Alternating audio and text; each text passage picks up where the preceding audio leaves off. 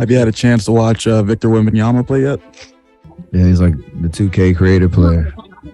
Like every point guard that wants to be 7 foot, cheat code type vibes, but he's a solid talent. It's great to watch. It's a pretty entertaining game. But the way his skills, the way he can shoot the ball, the way he can move, he's extremely fast for his size, can block shot, can be a threat in the offensive end. He's unbelievable. We're labeling like this unicorn thing. Everybody's been a unicorn over the last few years, but he's more like an alien. He seems to me to be a poor man's taller version of the great Kevin Durant. He's got ball handling skills. He's got a J. He's got a perimeter game. He can get to the hole. He has those skills, but he's rail thin. But I am a huge fan of Scooter Henderson. I'm a major fan as well, Stephen A. And the one thing we didn't mention, I miss playing basketball on the stage. That's what I took away from this night. And the Henderson City, they showed out. I mean, it's pretty cool right now. Yeah, I get to play basketball.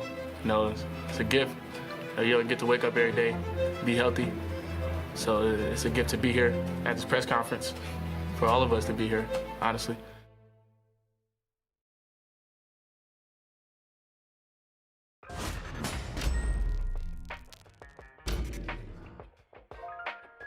All eyes are set for the 2023 NBA draft class, spearheaded by none other than the alien himself, Victor Wembanyama. After all, Wemby is a 7'4" freak of nature that can hit 3-pointers in the spot-ups and even while navigating through screens. A never-before-seen big that has the handles of a point guard and the smoothness of a shot-creating wingman. Teams as early as now is thanking hard to get a piece of this generational player that even Commissioner Adam Silver had to intervene.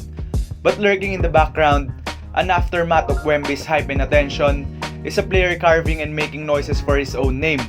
What scouts and GM believe that would be the number 1 pick if Victor Wembanyama is not on the board? Scoot Henderson, a 6'3" athletic scoring point guard out of the G League Ignite, touted as the consolation of not getting Wemby in the draft. Or is he really a consolation? In today's video, we will make a case on why Scoot Henderson may be the first overall pick in 2023 and why is he not just a consolation prize in the next year's draft. But before we start, make sure to hit the subscribe button if you wanna watch more quality contents like this. Please also like the video to help me in the YouTube's algorithm so we can grow this channel together. Thank you, GOAT fam, and let's get started.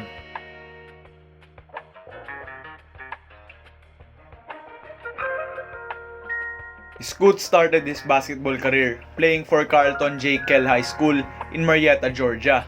His talent and skills would stand out early among his peers when as a sophomore, he was named Class 5A Player of the Year after leading his team to the state semifinals where he scored a career-high 49 points against Miller Grove High School.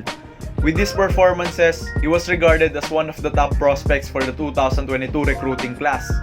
Scoot flashes his superior athleticism and shot creating to make past any defender in his high school days. In his junior season, he finished the basketball calendar year averaging 32 points, 7 rebounds and 6 assists while making himself the state's Class 6A Player of the Year at the end of the season. Henderson changed the trajectory of his young career when he did not go through his senior season in college. The best point guard of his recruiting class reclassified in 2021 and finished his high school journey just after his junior year. Scoot would then find new ways to go to the NBA and chosen the G League Ignite program to be his course after the successful trip of Jalen Green there. He signed a 2-year $1 million contract that would end when he is 19 years old, the eligible age to be drafted in the NBA.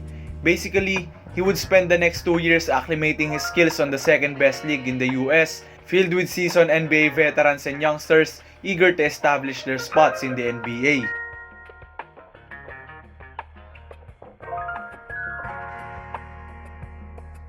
Spending his first season for the G League Ignite as a 17-year-old behind NBA top draftees in Dyson Daniels, Marjon Beauchamp and Jaden Hardy was no easy task for Scoot.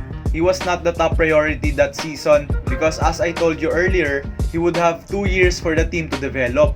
For the majority of the season, Henderson would come off the bench for Hardy and Daniels. But every time he was on the court, he was always making a statement that he is the best player from that team. His athleticism improved greatly, His shot creation jumped on another level, and his finesse and beauty handling the ball carried over to the pro scene. He finished the season playing 21 games, averaging 14.3 points, 4.2 assists, 4.8 rebounds, and 1.6 steals per game, spending 27.9 minutes on the court. With 3 of his former teammates now in the NBA, he has the Ignite team under his wings this season. And what he will do this year will be a great indication of what his draft position would look like next year.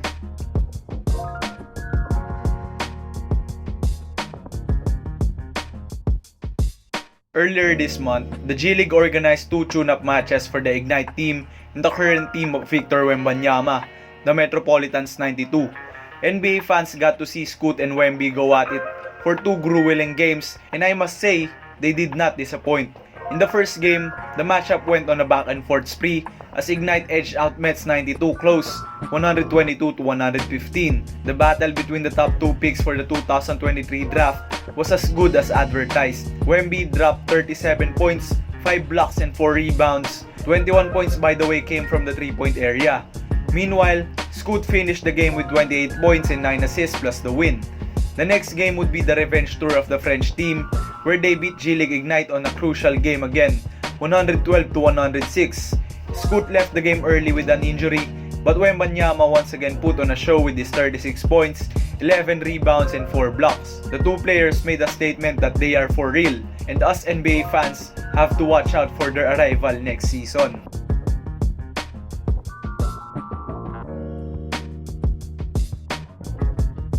Bruising past Wemby as of this moment is almost close to impossible for Henderson.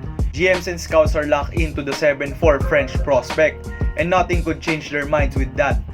But taking Scoot lightly will be a huge mistake if it will be done. Henderson is a great prospect, and it just happened that he is in the same draft class of one of the greatest, if not the greatest NBA prospect ever. Scooter Henderson will make his own career path in the NBA, and only time will tell as to who will be the better player in the future. I am excited for these 2 rookies, and I cannot wait to see them play and compete with the best of the best athletes next year. Good luck on your journey, Scoot Henderson and Victor Wembanyama. This is the end of the video.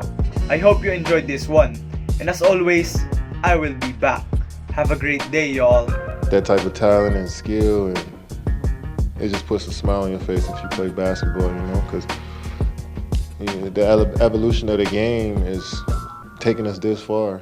You know?